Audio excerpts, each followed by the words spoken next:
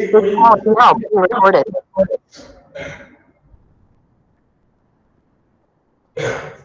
We started with constraints.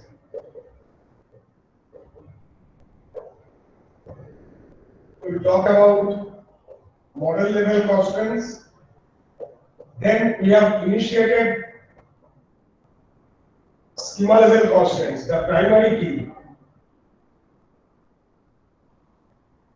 or domain. Those we can specify can be specified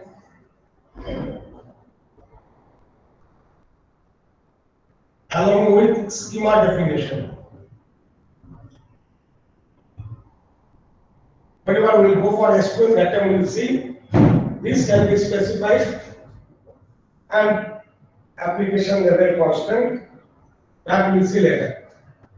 Now we will continue with this schema level constant, but before that, we will define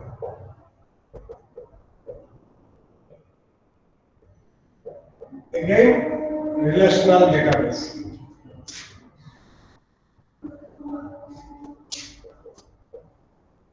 A relational database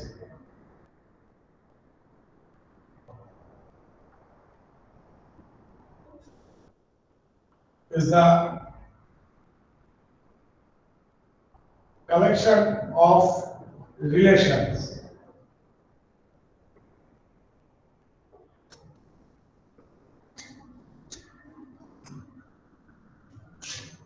S, the schema of relational database,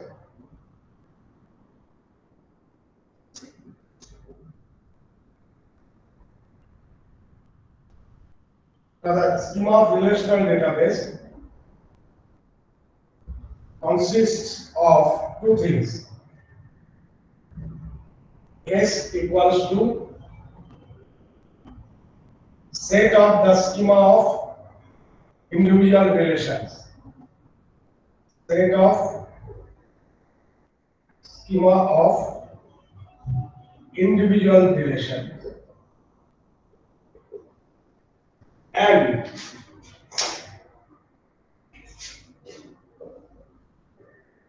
set of integrity constraints. So far we have talked about only one constant, these constants. So we'll see, we'll come across other constants also. So when we talk about relational database, there will be so many relations. Say student is a relation, say faculty is a relation, maybe subject is a relation, result is a relation. So it may not be a physical entity always, it may be some concept or abstract things also, say result.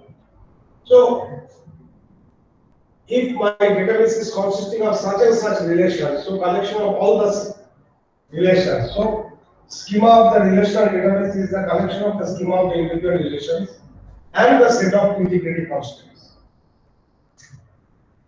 So state of the relational database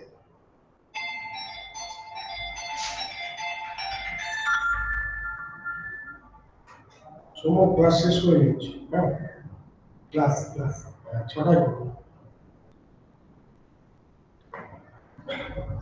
so state of relational database is nothing but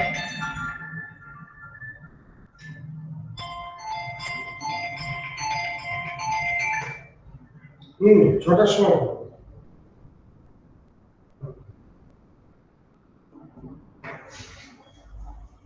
is nothing but the set of R1, R2, Rn, where Ri is nothing but this is state of the relation, state of Ri.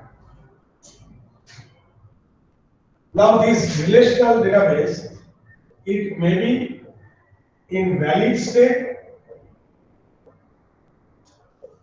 consisting of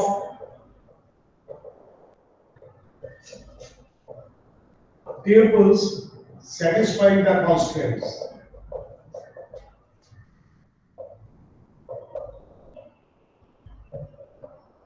So at any point of time, if it is so that we have some tuples that is not satisfying the constraints, then it will go to invalid state.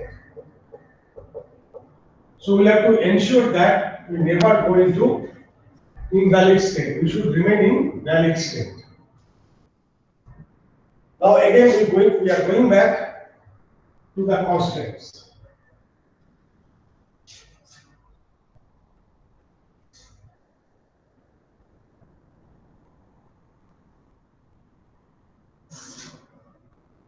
Entity integrity constraints.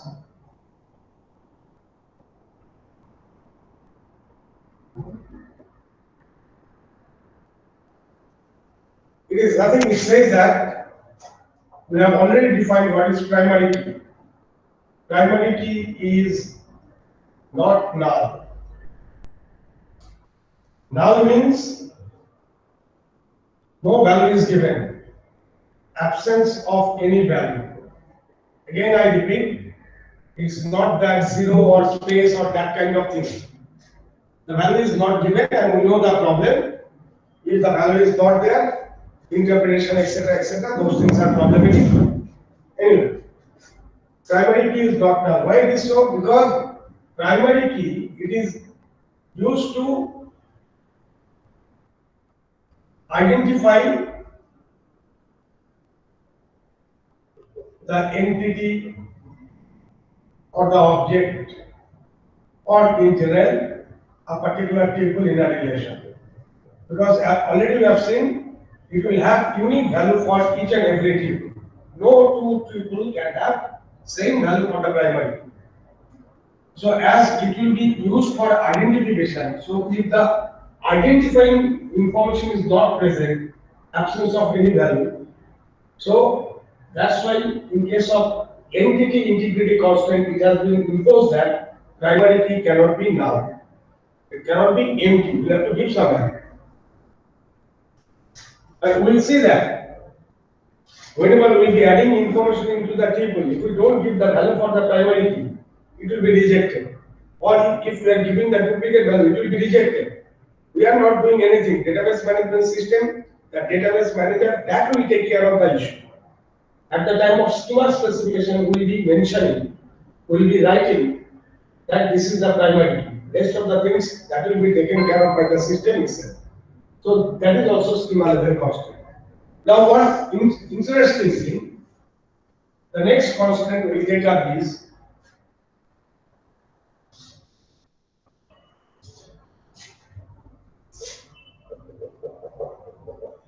referential integrity constant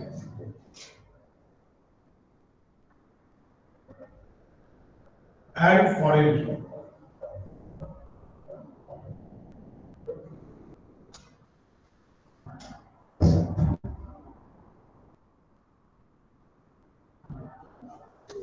Right?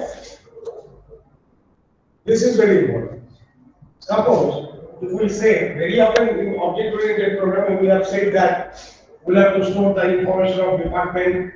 Each department will have department code, department name, etc. And we have said this will be unique. So basically, here we'll put the primary key constant, and again we'll have our student. We'll have unique roll number. So somebody may say this is primary key, roll name, say date of birth, phone number, etc. And very often we have said that which student is studying in which department, that information also to be kept. Right? And it must be a valid department, that kind of thing. So suppose which student is studying in which department, so for that we are keeping the department code. Then suppose we have these three departments. Or say, let us take this one as registration number. Registration number say R1, R2, R3, R4, like these. So in this case, this student, in which department this particular student has taken admission. So to maintain that relationship, we have kept an attribute department code here. Suppose this student is studying in department D1, D2, D1, D3, D2 like this. Now see, can we have any department code value here which is not present here, present there? So any value that we keep here.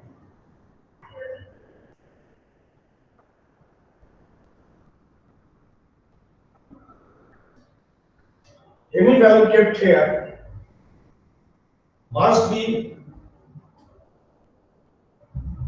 present in department because it is having the list of departments. List of departments. So I cannot have any student with some department code which is not present here. I cannot write here that the student is studying in department P4. It is not present here. So now see, we are coming across an integrity constant which involves multiple relations.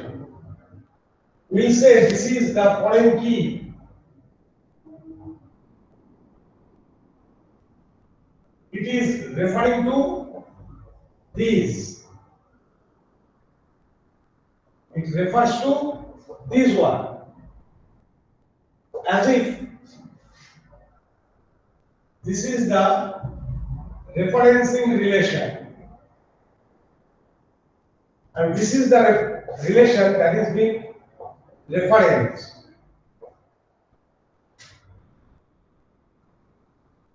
This is the meaning of referential integrity. Now formally if we try to define,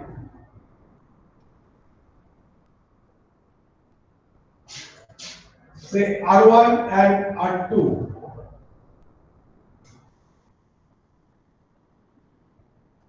I don't know whether this is visible or not. Say R1 and R2 are two relations.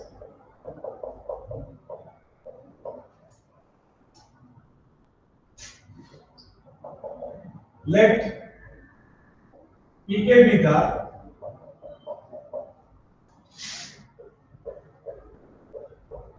subset of attributes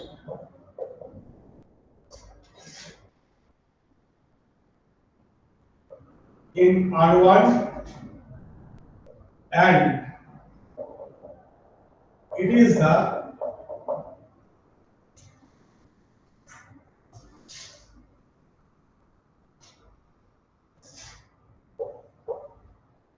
primary key in R1. Say this is our R1.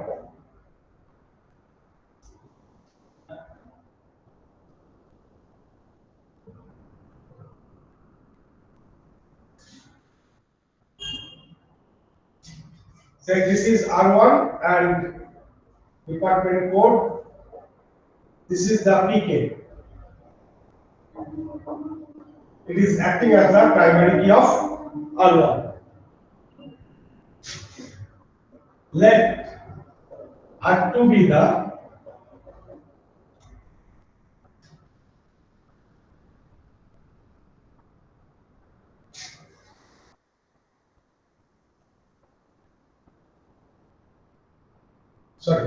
let FK be the subset of attributes in R2.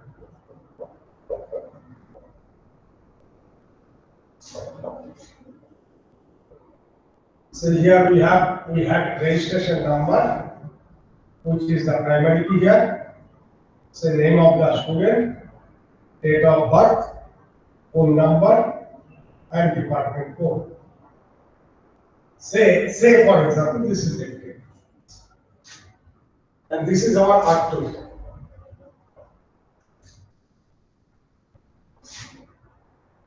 FK is a foreign key in R2. We say this is foreign key.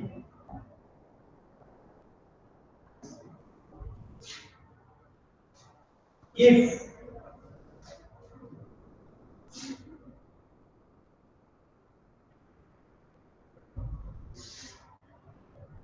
foreign key in R2 referencing PK of R1, if domain of PK in R1 and domain of FK in R2 are same, they are of same domain, for any tuple T2 in the state of this relation, for any tuple T2 here, they are either T2 Fk, that is value of this subset of attributes Fk in T2 is null, or there exists a tuple T1 in the state of R1 such that T1 Pk equals to T2 Fk. So tuple means a record. So whenever I see, what does it say? Domain of this thing. If I say this is character 5 and this is also character 5, then they are of same domain. If I say character 5 and I say it's character 6, they are not of same domain. So that is the first condition. The domain of Pk in R1 and domain of Fk in R2, they must be same. Second thing says that for any tuple, here we may have number of rows. For any tuple T2 in R2, either T2 Fk, value of this particular field, either this is null, or say if the value is D1, then there must exist some tuple here with the same value of that particular field. T1 Pk equals to T2 Fk. This is T2 Fk.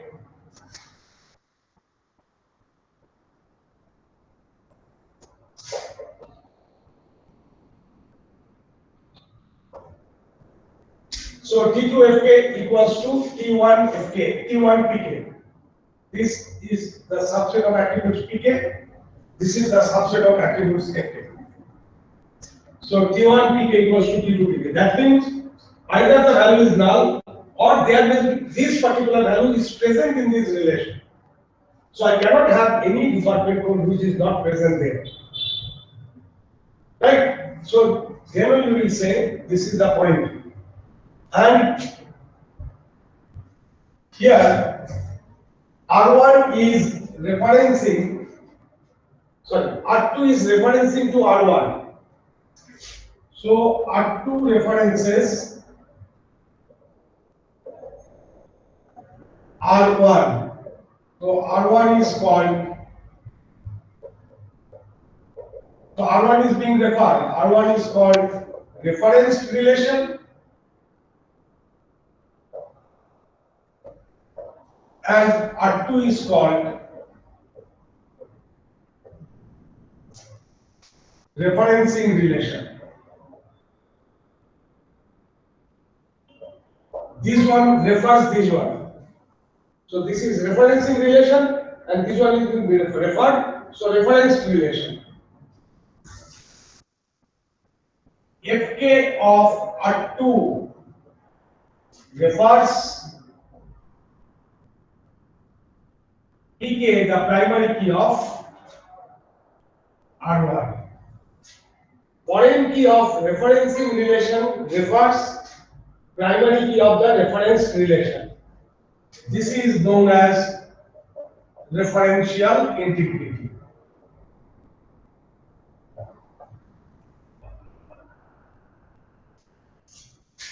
See, if we try to remember, whenever we will be defining the schema, that is the DDL statement, and in order to work with the data manipulation, that is the DML statement. I want to add tuple, I want to delete a tuple, I want to modify a tuple. So that comes under the purview of DML part. Now see, in DDL statement, in order to create this one, if I want to make this foreign key, I'll have to specify whom shall I refer. So that time later we'll see, whenever we go for SQL, whenever we'll be defining the schema, we have to specify that this one refers to department code of department.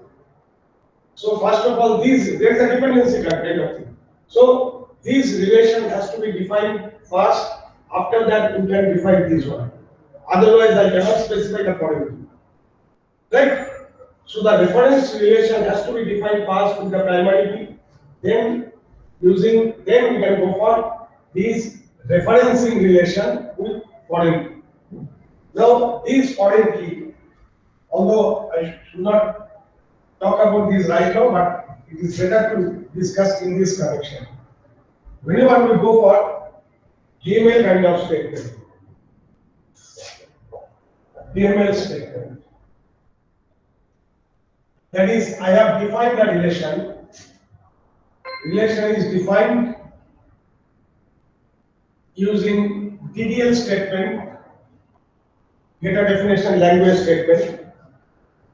Then using the DML statement, what operation we can do? We may go for retrieve data from a relation. We may add data. We may modify data. And we may go for deletion, delete data. So these are part of the DML activity. Now see,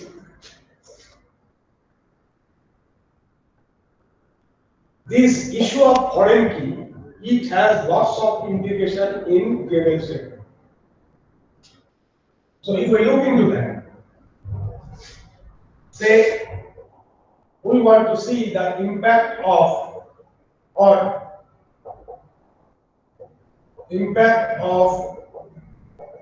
referential integrity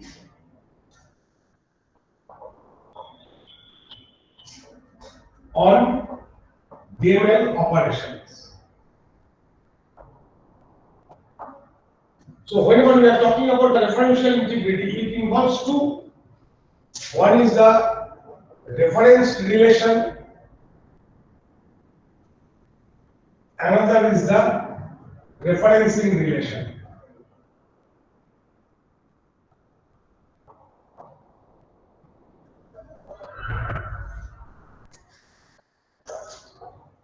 We have the DML operation.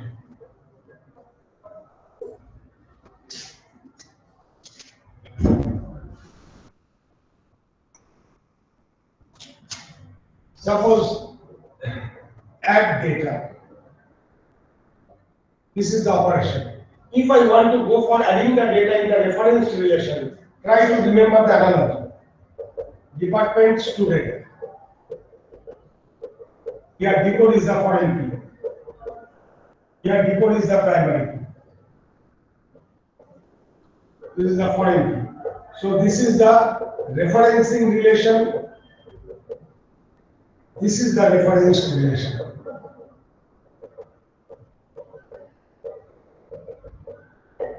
Now see, I am adding in the reference relation here. This is a reference relation. In the department table, department relation we are adding. So basically, no impact of referential integrity. Foreign key has no impact because foreign key is defined here. Only thing is that people must have unique value for key. This is primary key constant. This is not due to our differential integrity. Find. So it has no impact. I mean, differential integrity will have no impact on the addition of data in the reference relation. Here I am trying to add the table. Department D1 name is ABC. Department D2 name is XYZ. Here the thing is that the department code must be unique because it is the primary key. So this is because of primary key constant, not because of our foreign key constant. Here, if we want to add a table here, I want to add a student with registration number R1 in such and such department. Then this department value must be present here. Right? So this is because of this referential integrity of the foreign key clause. So value in foreign key field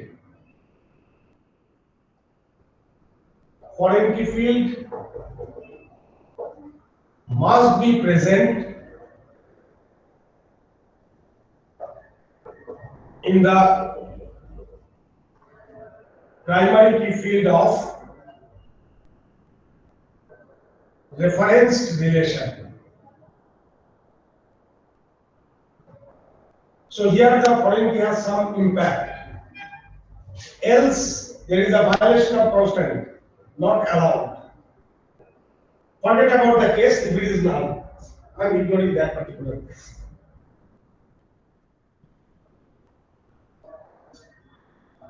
Now suppose modified data.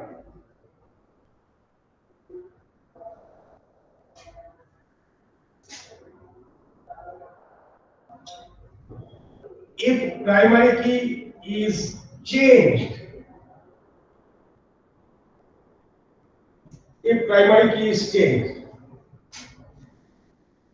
bad practice.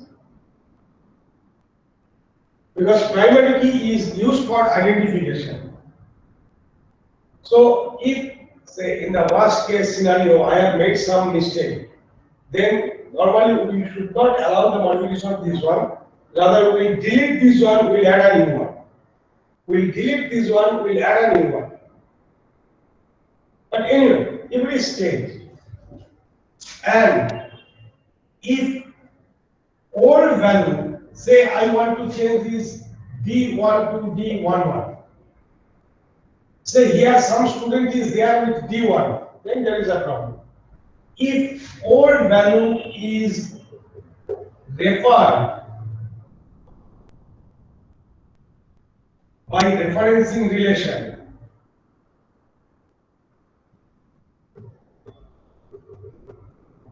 then not allowed.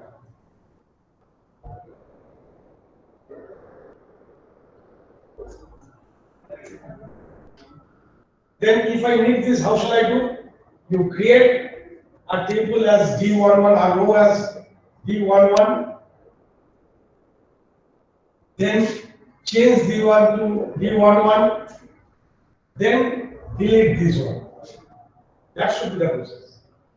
Like, see, in reality, if I say some student is studying in department, that is the meaning of this particular table. Now I am dropping that department. So where this student will be? So if the old value is referred by referencing relation, then not allowed. And obviously the new value must be unique, that is because of this primary key clause, not for the foreign key clause. For the referencing relation, say the student relation. Here, if foreign key field is changed. Suppose here it was D1, I want to make this D4, modify this to D4. Then this new value must be present here. Then new value must be present in primary key field of reference relation.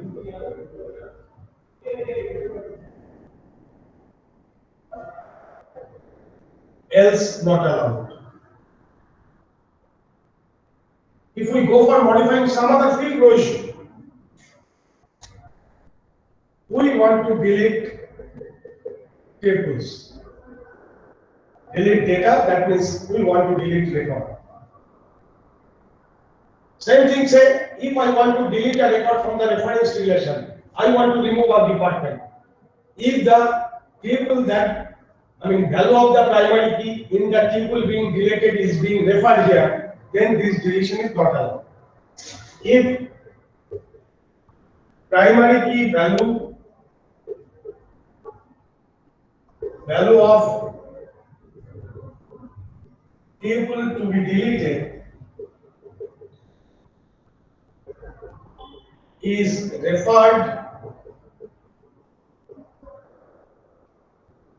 in referencing relation,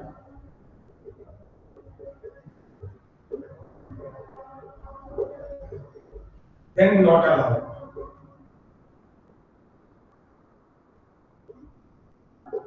But suppose in reality I want to delete a department, then what shall I do?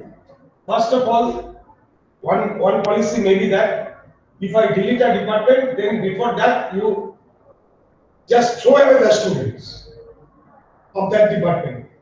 So no student is there, then you delete this. Or you transfer that students to some other department. So modify that department too. Then nobody is depending on this, remove the department. Now from here, if I want to delete a student from a department, no issue. So no problem. So see, these activity, these policy, these once we have specified that, okay, in our schema definition, this is the foreign key. See, whenever we will be carrying out the operation to those referencing relation and reference relation, as per this scenario, sometimes it will be allowed, some verification will be made, and these will be handled by the database management system, not by us. Database manager module will take care of all these issues.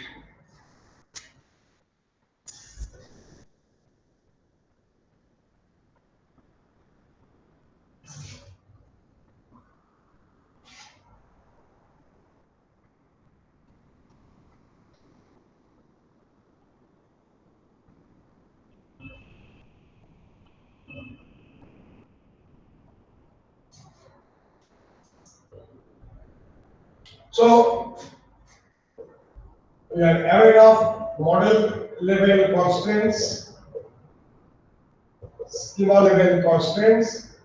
Apart from these, there may be other constraints.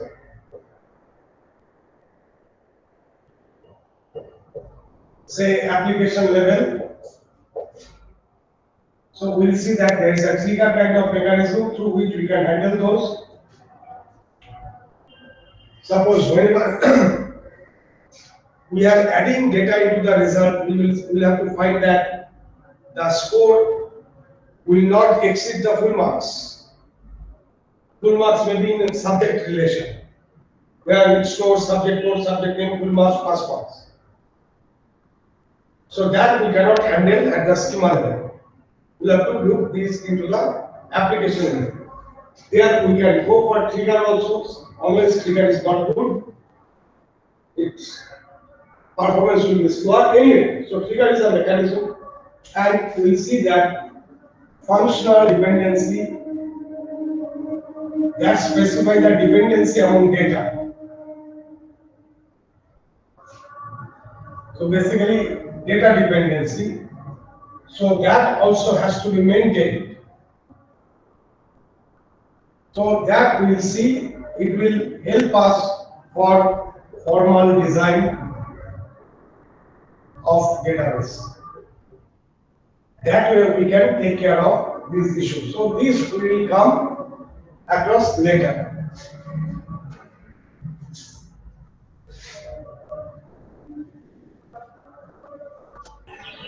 Sir, Yes. sir, what was that trigger you were talking about? Trigger. What is trigger? I mean, see, suppose we have a subject table, subject relation with subject node, name, say full marks, pass marks. Say result, we have for every student, for every subject, what is the score. We want to impose that whenever we will be adding the pupils here, or we will be modifying the pupils, it cannot exceed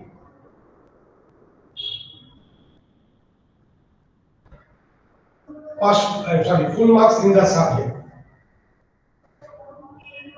Right? So we can associate a piece of code with an event. What is the event? Whenever I am getting a new value for these, new value for these may come through adding record, or it may come through modifying record. So as if these are the event, with this event, a piece of code we can associate. A piece of code, just like our say event handler as we have done in some other languages.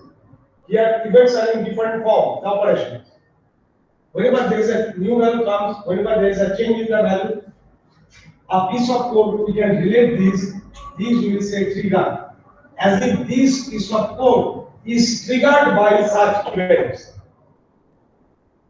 So in my application for various reasons, these may be modified or new thing may come up.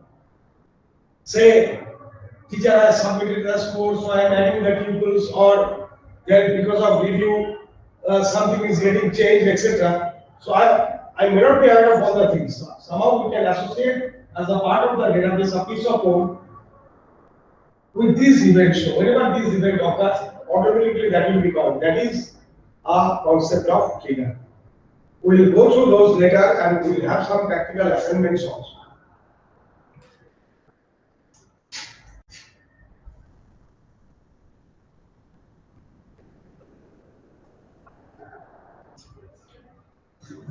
Now see, as we are talking on relational model, so far we have talked about what is the relation, the schema, and the state. Formally, we have gone for those definitions, the attributes, domains, various constants, etc. But we need to work with the relations or to operate on the relation.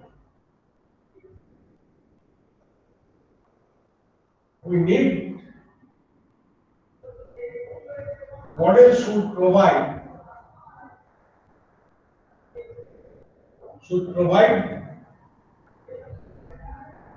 certain language. We are not talking about very commercial language. Model should provide some language concept. Relational model provides two languages. One is called relational algebra. Another is relational calculus.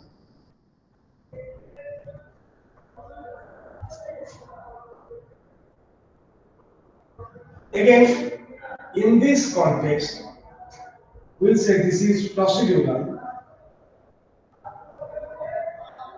this is non-procedural.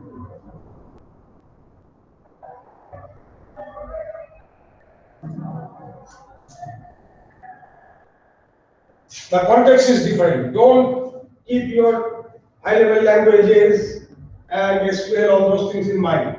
Forget about those. These are the model provided language, some specification. Relational algebra, basically we say an expression, a relational algebra expression is a sequence, it specifies a sequence of operation on one or more relations.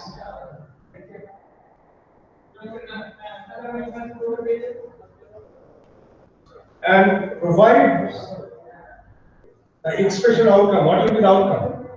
Provides another relation as outcome.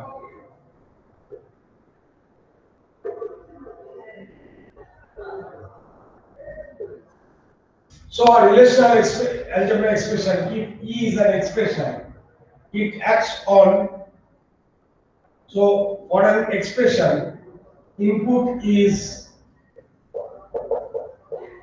one or more relation. So on those relation, this sequence of operations will be carried on and output is given in the form of a relation, another relation. So as we are specifying the sequence of operation, as if from this particular set of relations, I want to get this as the output. So how to get this? We'll have to carry out these operations in that order, sequence of operations. That's why in that context we say this is procedural. It's not that we'll be writing the implementation details of those operations. But in terms of the operations, the expression is formed. So that's why we have to say, do these operations, these operations, these operations. Then only we will be getting the output. So that's why we say this is procedural. On the other hand, here a relational calculus expression, such expression specifies what is required. It won't talk about any operation. It won't talk about any operation, no operation. So it doesn't say how. That is not specified. Only what I need. Here, not only what I need, how to fulfill my requirement. Without going through the meaning, just if we look into one example, we will come to the operations. Say select is an operation. Say from say student, I want to find out the student will say roll. Say roll equals to 1.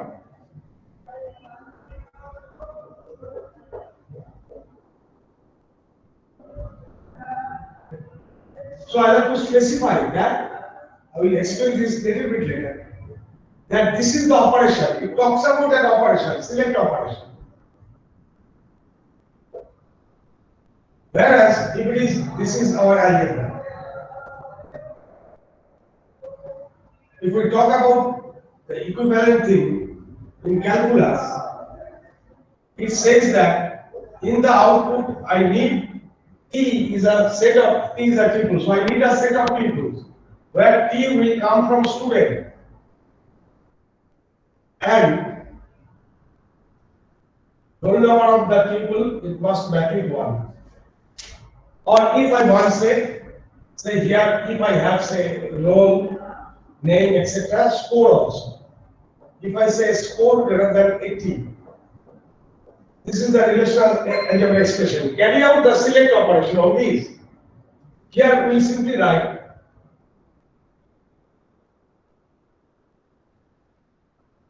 greater than 80.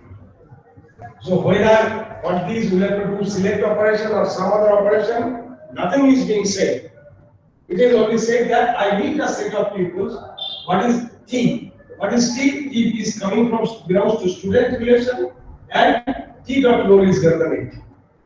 But here we have to talk in terms of the operation. Now we'll start with relational algebra.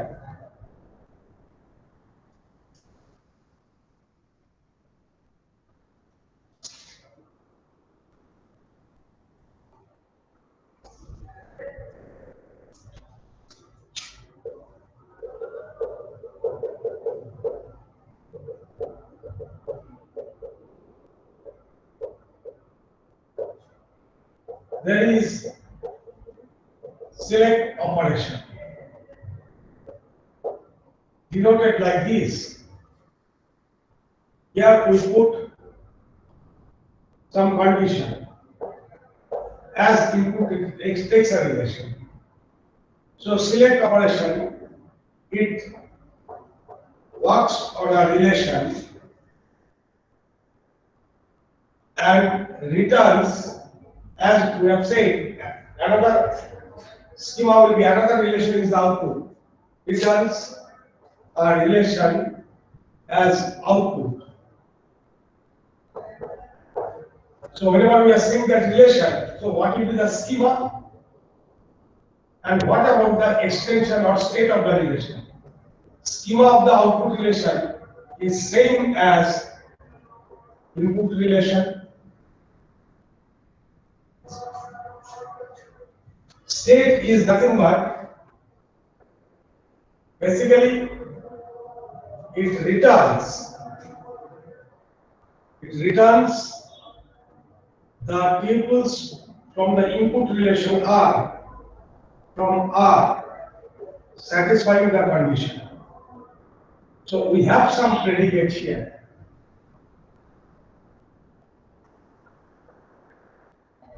Satisfying the predicate.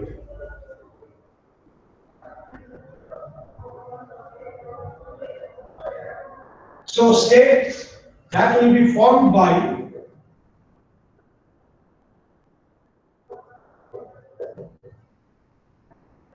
tuples in input relation satisfying the predicate.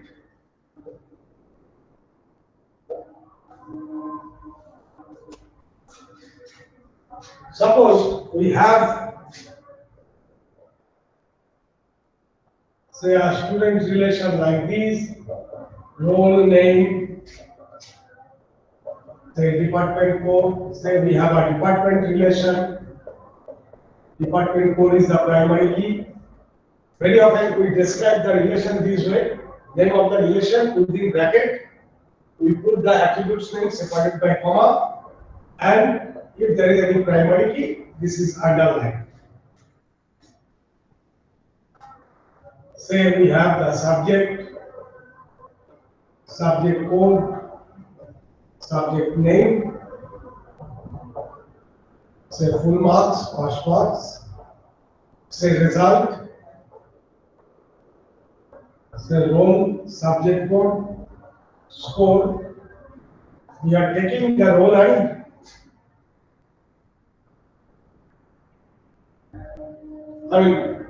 score of all the students in all the subjects. So this will be the primary key because the student may appear for number of subjects. So this alone cannot be the primary key. Similarly, there will be multiple students for the same subjects. So subject code alone cannot be the primary key. So primary key is no longer consisting of a single attribute. It's a composite attribute. Possibly I have missed. Say our foreign key can also be a composite attribute. Suppose in an exam we have the attendance sheet. Who are the students present in the subject? Right? So again, what is the primary key here? Is here. Suppose we have student relation, all the students, subject relation. You are supposed to form fill up. So as if what are the list of subject? Okay. Then say apply for. Which student has applied for which subject? So here what will be the primary key? Here say role is the primary key, subject is the primary key. Suppose I want to store that you are supposed to fill up the form, exam form. So for which subject the student has filled up the form? What are the subjects? Then the particular student may appear for number of subjects. So roll number alone cannot be the primary key. Again, what are subject number of students? It cannot be the primary key. So this should be the composite primary. Is there any foreign key? Can I have any student who is not in the student list? We cannot have any student which is not in the student list because this is the list of students. So this should be again a foreign key referring to this. Similarly, I cannot say that I will be appearing for a subject which is not present in the subject list. So this is also a foreign key referring to this. Fine. Now suppose faculty members will be submitting the marks for the subjects, for the students. So I am keeping those information in the result. So for this student, for this particular subject, this is the scope. Again, what is the primary key? This is the primary. Can somebody spell out regarding the foreign keys?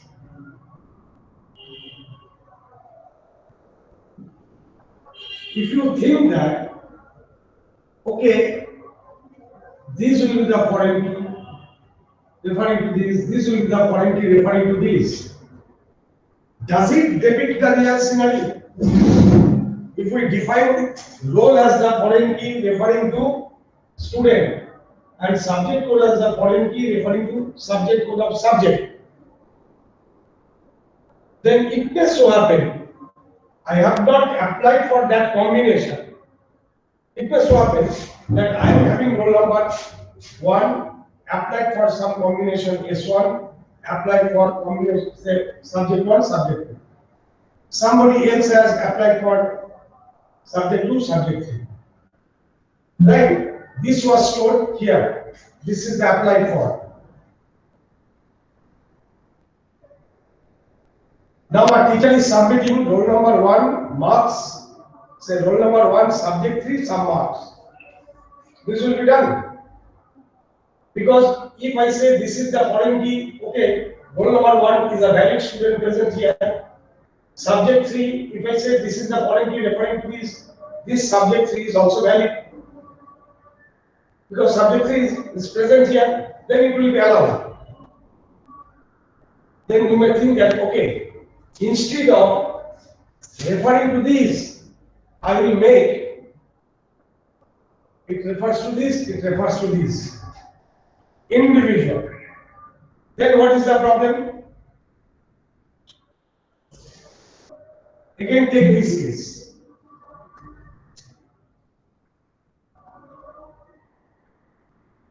Again, take this case.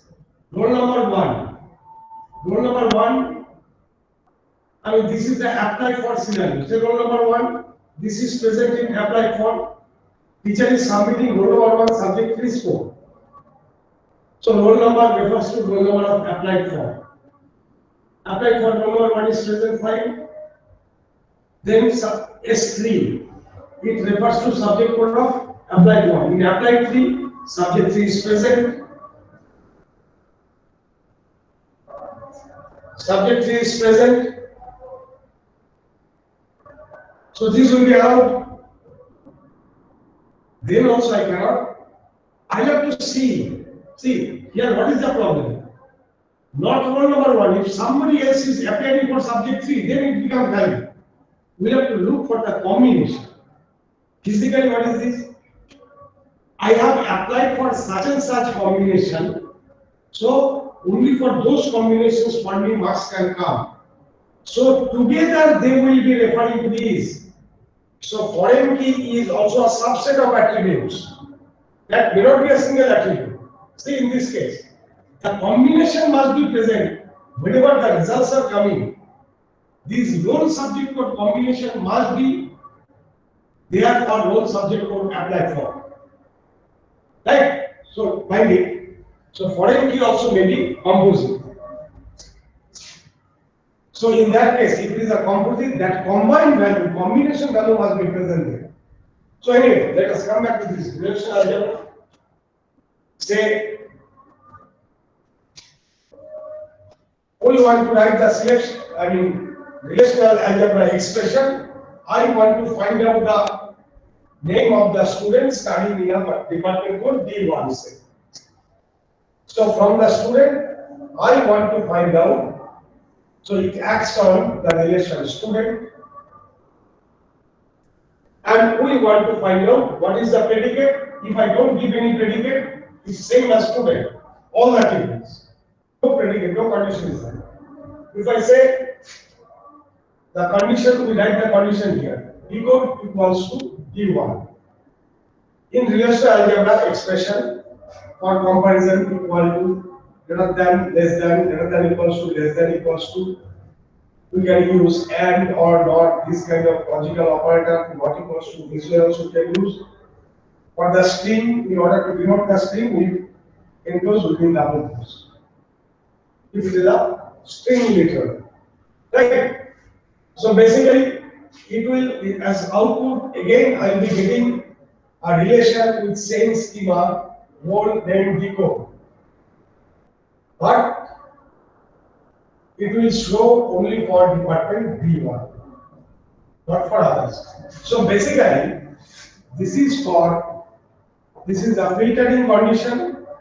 So select operation performs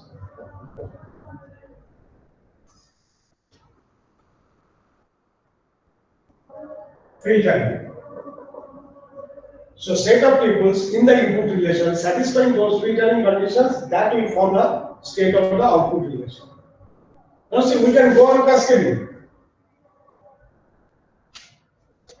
Suppose if I modify the student schema like this, say role, name,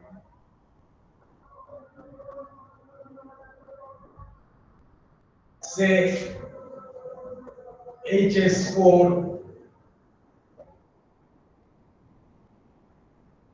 department code.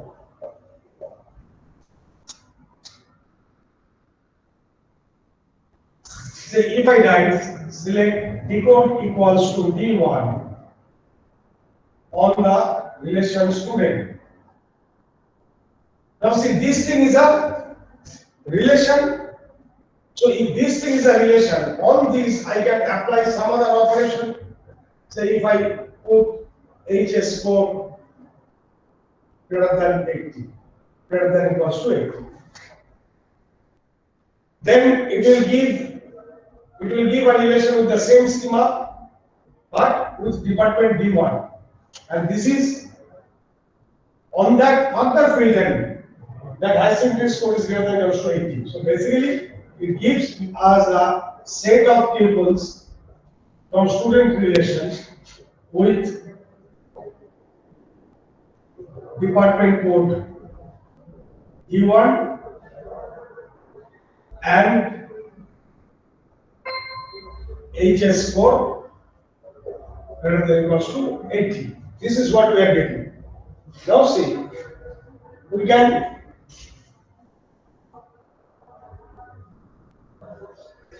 if we write it in this way,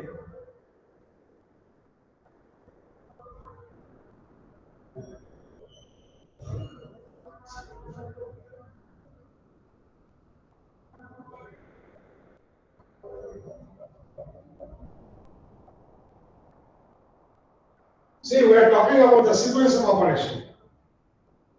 First of all, the filtering is that high secondary score is greater than or equals to 80. On that, we are doing this d code equals to d1. So we'll be getting the same thing. So here, see, we have done selection operation using some predicate R1 on say relation R on the outcome, that's a relation. So we can go on cascading, we can go have a sequence because this is giving us a relation. So this relational algebra operation as input, it is having another relation, so no issue. We can go on cascading. So cascading of select operation in this case, in general, it may be relational algebra operation. So this is allowed. Now this is same as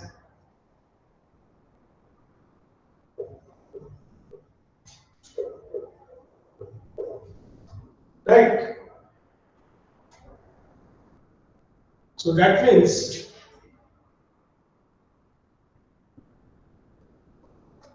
this select operation is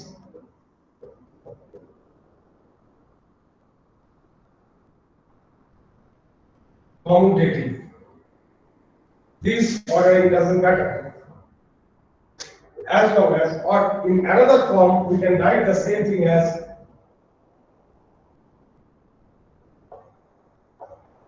so if in the predicate multiple predicates are ANDed, then whatever maybe they are ordering, it doesn't matter. If it is odd, it's not same.